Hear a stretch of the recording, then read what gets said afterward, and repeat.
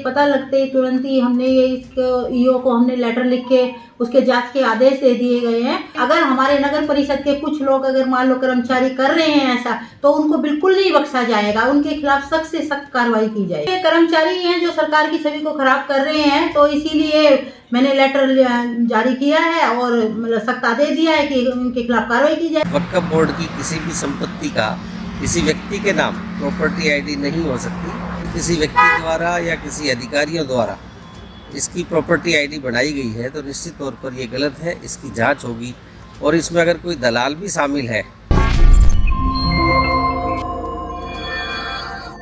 नमस्कार, आप देख रहे हैं दैनिक साथी हरियाणा। तमाम दावों के बावजूद रेवाड़ी नगर परिषद में भ्रष्टाचार रुकने का नाम नहीं ले रहा है। बुधवार को ही हरियाणा विधानसभा में जोर शोर से भ्रष्टाचार का मुद्दा उठाया गया था। नगर निकाय मंत्री की ओर से भी जांच के आश्वासन दिए गए थे, लेकिन अब एक बार फिर से भ्रष्टाचार का जिन बाहर आ गया है। मानो भूमाफिया कानून व प्रशासन को धत्ता बता सिस्टम के साथ खेलने में लगे हुए हैं। रेवाड़ी के सेक्टर 5 के पीछे नाले के ऊपर खसरा नंबर 275 के मामले में कुछ इसी तरह का लग रहा है। भूमाफियाओं ने मनमाने तरीके से वक्फ बोर्ड के खसरा नंबर 275 की 5 कनाल 8 मरला जमीन को बेचकर अपनी जेब भरने का काम किया। एडीसी जांच में रेवेन्यू विभाग के तहसीलदार, हल्का गिरदावर व पटवारी दोषी पाए जा चुके हैं। वहीं वक्फ बोर्ड की ओर से मॉडल टाउन थाना में शिकायत देकर रजिस्ट्री कराने वालों के खिलाफ मुकदमा दर्ज कर कार्रवाई के लिए भी लिखा जा चुका है। खैर, कार्रवाई तो छोड़िए, नगर परिषद ने तमाम नियमों को ताक पर रखते हुए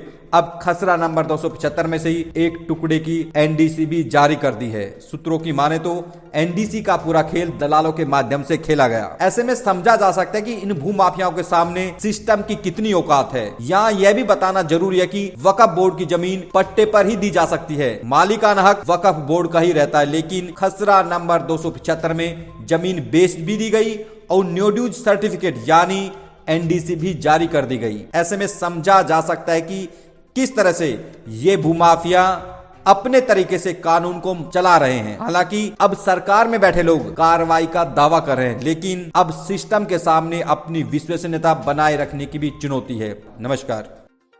चेयरपर्सन मैडम, 275 जो खसरा नंबर है नाले पर, वो वक्फ बोर्ड की लैंड है। तमाम डीसी की जांच में भी है, लेकिन अब उसकी प्रॉपर्टी आईडी जारी कर दी गई जो कि नियम के विरुद्ध है। वक्फ बोर्ड की जो प्रॉपर्टी आईडी है किसी और के नाम नहीं चढ़ सकती, निजी आदमी के। क्या कहेंगे आप?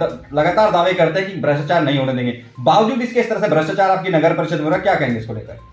ऐसा है कि भाई साहब, अभी आपके माध्यम से मुझे ये पता लगा है कि इस तरह की एनडीसी बनाई गई है, तो उसके पता लगते ही तुरंत ही हमने ये इसको ईओ को हमने लेटर लिख के उसके जांच के आदेश दे दिए गए हैं और वो जांच करके बताएंगे कि किसने ये गड़बड़ की है और उसके खिलाफ सख्त से सख्त कार्रवाई की जाएगी। क्योंकि हमारी सरकार तो पारदर्शिता से काम कर रही है और इस तरह का अगर कोई करता है तो उसके खिलाफ कार्रवाई करेंगे। और एक ईमानदारी वाली सरकार जो हमारी है, और इसके बीच में अगर हमारे नगर परिषद के कुछ लोग अगर मान लो कर्मचारी कर रहे हैं ऐसा, तो उनको बिल्कुल नहीं बख्शा जाएगा, उनके खिलाफ सख्त से सख्त कार्रवाई की जाएगी। मैडम, ऐसा भी देखा गया कि कुछ दलालों के माध्यम से आईडी, ये भी दलाल के माध्यम से आईडी बनी, दलालों के माध्यम से काम हो जाता है, आम आदमी आता है उसको परेशान किया जाता है। ऐसा क्यों कि कुछ कर्मचारी की मिली भगत के चलते से छवि खराब हो रही है सरकार की? बिल्कुल, ये कर्मचारी हैं जो सरकार की छवि को खराब कर रहे हैं, तो इसीलिए मैंने लेटर जारी किया है और मतलब सख्त आदेश दिया है कि उनके खिलाफ कार्रवाई की जाए, ताकि हमारी सरकार की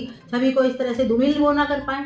ठीक है। वक्फ बोर्ड प्रॉपर्टी का कोई मसला जो आप पूछ रहे हैं, मेरी जानकारी के अनुसार वक्फ बोर्ड की किसी भी संपत्ति का किसी व्यक्ति के नाम प्रॉपर्टी आईडी नहीं हो सकती, वक्फ बोर्ड के नाम ही हो सकती है।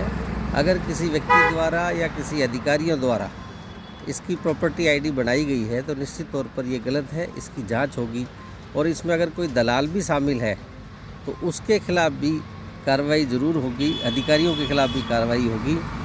ईमानदार सरकार है, मनोहर जी की पूरे तरीके से पारदर्शी सरकार है, मोदी जी की सरकार है, भ्रष्टाचार बिल्कुल सहन नहीं हो सकता।